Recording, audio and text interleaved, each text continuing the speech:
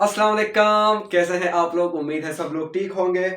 तो आज हमारे कोर्स का सेकंड लेक्चर है 9 class KPK chemistry text book, chapter number 1 fundamentals of chemistry. और ये है हमारा लेक्चर नंबर 2।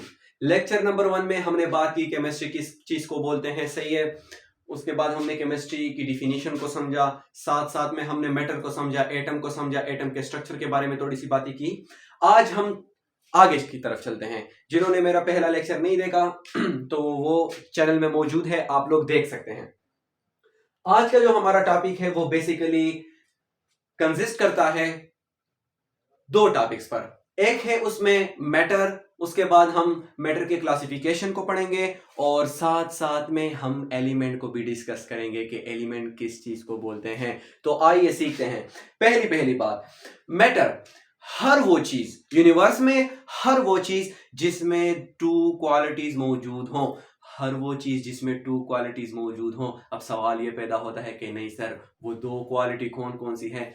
तो वो दो क्वालिटी ये हैं, हर वो चीज जिसका कोई मास हो और वो कोई जगह भी पकड़े, तो उस चीज को हम बोलते हैं मैटर। तो कितनी सिंपल सी हो गई, सिंपल है कि नहीं, बिल्कुल सिंपल है। तो मैटर को हम ऐसे डिफाइन कर सकते हैं कि anything that occupies space and has मास। देखिए मेरे हाथ में ये एक पेन है, इस पेन का अपना एक मास है और साथ में इसने अपनी एक जगह, एक स्पेस ऑक्युपाई किया हुआ है। तो क्या मैं इसको मैटर बोल सकता हूं? बिल्कुल बोल सकता हूं। तो आइए देखते हैं। मैटर मैटर की सिंपल डिफिनीशन है कि anything that occupies space and has mass is called matter. कितनी सिंपल बात हो गई कि हर वो चीज, एनीथिंग, हर वो चीज जिसका कोई मास हो और साथ साथ में वो कोई जगह ऑक्युपाई करे, यानी कोई स्पेस ऑक्युपाई करे, तो उसको बोलते हैं मैटर। कितनी सिंपल सी बातें होती हैं, सही है। आगे देखें। उसके बाद हम थोड़ी मास पर बात कर लेते हैं कि यहां पर डिफिनीशन में ये मास का वर्ड इस्तेमाल हुआ है कि what is mean by mass. Mass, एक बॉडी में मैटर की कितनी क्वांटिटी मौजूद है, यानी एक बॉडी में मैटर की कितनी क्वांटिटी मौजूद है। यहां पर मैटर से मुराद है नंबर ऑफ पार्टिकल्स, यानी अगर एक बॉडी में नंबर ऑफ पार्टिकल्स ज्यादा होंगे, तो कम पार्टिकल्स का मास कम होता है, ज्यादा पार्टिकल्स का मास ज्यादा होता है। यानी अगर कम पार्टिकल होंगे तो मैं बोल सकता हूं कि मैटर का साइज कम है। अगर ज्यादा पार्टिकल्स हैं तो मैं बोल सकता हूं कि मैटर का साइज बड़ा है। तो जितना मैटर का साइज बढ़ेगा, यानी उसमें अमाउंट ऑफ मैटर बढ़ेगा, उतना ही उस बॉडी का क्या बढ़ेगा, बताएं बताएं, उस बॉडी का मास बढ़ेगा। तो मैं बोल सकता हूं कि the quantity of matter in an object is called मास। कितनी सिंपल सी बातें हैं। यूनिट ऑफ मास क्या है हमारे पास? यूनिट ऑफ मास है किलोग्राम। आगे देखें।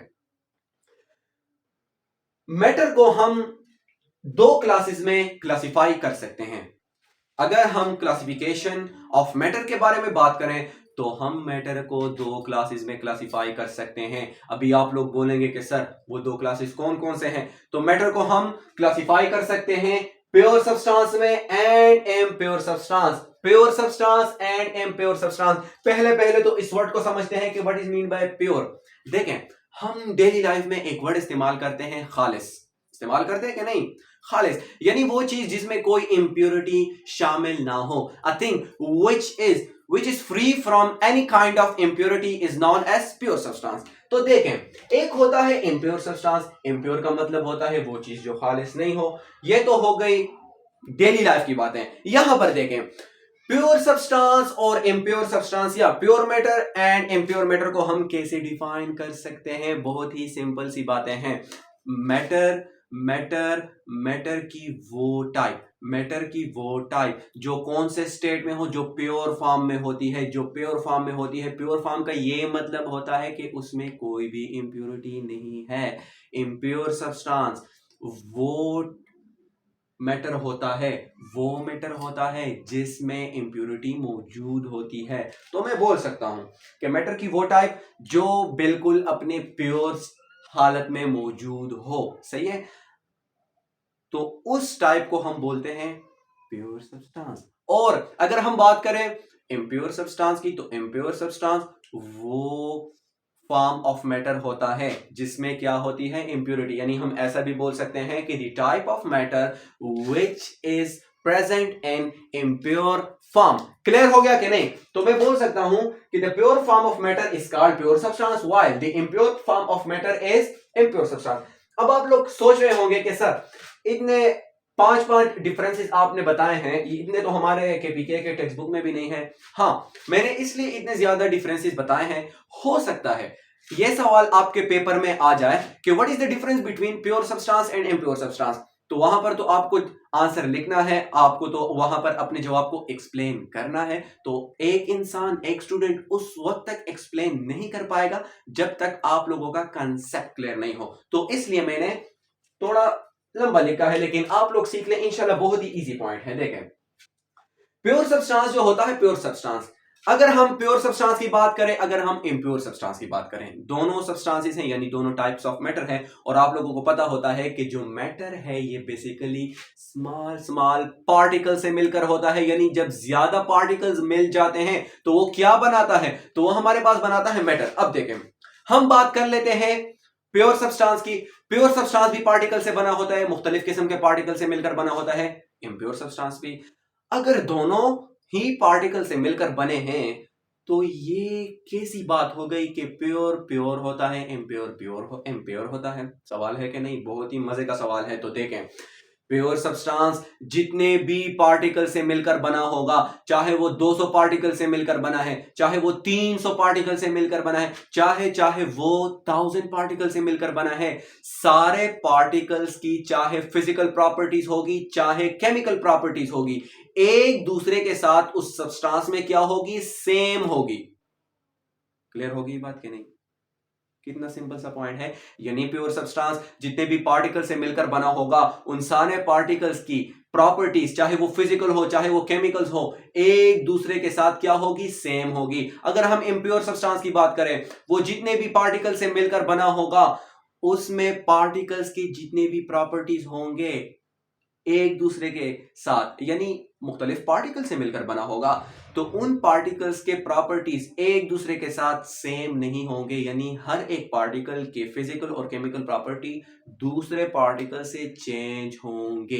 कितना सिंपल सी बात है। तो अगर प्योर सब्सटेंस में हर पार्टिकल की प्रॉपर्टी एक दूसरे के साथ सेम है, चाहे वो केमिकल हो चाहे वो फिजिकल हो, तो क्या मैं बोल नहीं सकता कि प्योर सब्सटेंस की जो कंपोजिशन होगी वो थ्रू आउट इट्स मास क्या होगी, सेम होगी। और इम्प्योर सब्सटेंस की composition through out its mass same नहीं होगी। तो दूसरा पॉइंट देख लें, it has constant composition, it do not have constant composition. यानी प्योर सब्सटेंस की जो कंपोजिशन होगी वो कांस्टेंट होगी, पूरे सब्सटेंस की कंपोजिशन होगी कांस्टेंट होगी, लेकिन इम्प्योर सब्सटेंस की कंपोजिशन कांस्टेंट नहीं होगी। क्यों नहीं होगी? क्योंकि ये मुख्तलिफ पार्टिकल से मिलकर बना होगा और हर एक पार्टिकल की प्रॉपर्टी एक दूसरे से चेंज होगी। That's why it has variable composition. यानी मैं बोल सकता हूं कि it do not have constant composition. यहां पर देखें, प्योर सब्सटेंस की जो केमिकल प्रॉपर्टीज होगी, यानी केमिकल कंपोजिशन जो इसकी होगी वो बिल्कुल सेम होगी, कांस्टेंट होगी थ्रू आउट इट्स मास। और अगर हम इम्प्योर सब्सटेंस की बात करें तो इसके केमिकल कंपोजिशन कांस्टेंट नहीं होगी। यहां पर देखें, प्योर सब्सटेंस जो होता है वो हमेशा होमोजीनियस होगा। प्योर सब्सटेंस हमेशा होमोजीनियस होगा। होमो का क्या मतलब होता है, सेम। जीनियस का मतलब होता है कंपोजिशन, सही है। तो प्योर सब्सटेंस जब भी होगा उसकी कंपोजिशन क्या होगी, होमोजीनियस होगी, यानी उसकी composition through out its mass same होगी। जस्ट लाइक मैं मिसाल ले लेता हूं, फॉर एग्जांपल मैं आपको सिंपल सा मिसाल ले लेता हूं। मैं फॉर एग्जांपल एक कंटेनर ले लूं, जस्ट सपोज कर ले इसको मैंने फिल कर लिया किस चीज से, H2O से। इसको मैंने फिल कर लिया H2O से। अब देखें, ये एक कंटेनर है, इसमें इतना पानी है। देखें, अब ये सिर्फ एक H2O मॉलिक्यूल तो नहीं होगा, क्योंकि एक गिलास पानी में बहुत ज्यादा H2O के मॉलिक्यूल होंगे कि नहीं होंगे। तो देखें, इसमें फॉर एग्जांपल इस 1 गिलास पानी में कितने मॉलिक्यूल है, 1000 H2O के क्या है, मॉलिक्यूल है। 1000 H2O के क्या है, मॉलिक्यूल है। 1000 H2O के मॉलिक्यूल है। अब देखें, मैं बोल सकता हूं कि चूंकि ये एक गिलास में जितना भी पानी है ये सारा जो है इसमें कितने मालिक्यूल है? 1000 H2O के मालिक्यूल है। और यह बात हमेशा याद रखें कि इस एक गिलास पानी में हर एक H2O का मालिक्यूल दूसरे H2O मालिक्यूल के साथ सेम कंपोजिशन रखने वाला है।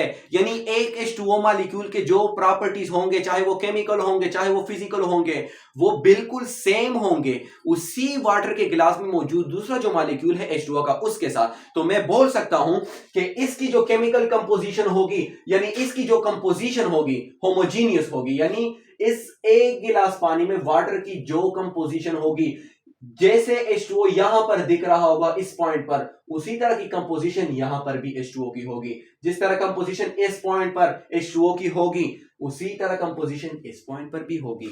लेकिन अगर मैं इम्प्योर सब्सटेंस की बात कर लूं, तो इम्प्योर सब्सटेंस की कंपोजिशन होमोजीनियस भी हो सकती है, हेटेरोजीनियस भी हो सकती है। अभी आप लोग बोलेंगे कि सर ये कैसी बात हुई, ये तो दो केसेस हो गए। होना तो ये चाहिए था कि मिक्सचर की कंपोजिशन हमेशा हेटेरोजीनियस होती, लेकिन यहां पर तो होमोजीनियस की बात भी आ गई। तो वो हम आगे मिक्सचर में पढ़ेंगे। आगे देखें, यहां तक क्लियर हो गया।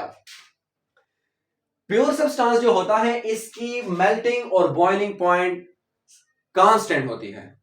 इसकी मेल्टिंग और बॉइलिंग पॉइंट कांस्टेंट होती है। यानी मैं बोल सकता हूं कि प्योर सब्सटेंस की जो बॉइलिंग और मेल्टिंग पॉइंट होगी वो क्या होगी? वो शार्प होगी। It has sharp melting point and boiling point. लेकिन इम्प्योर सब्सटेंस की मेल्टिंग और बॉइलिंग पॉइंट शार्प नहीं होती। अभी आप लोग बोलेंगे कि सर नहीं, ये कैसे बात हुई? है तो कोई दूसरी बात हो गई। बड़ी ही सिंपल सी बात है। देखें, ये मेरे पास H2O है कि नहीं? ये एक गिलास में पानी है, ये फॉर एग्जांपल एक मालिक्यूल होगा, ये एक दूसरा मालिक्यूल होगा।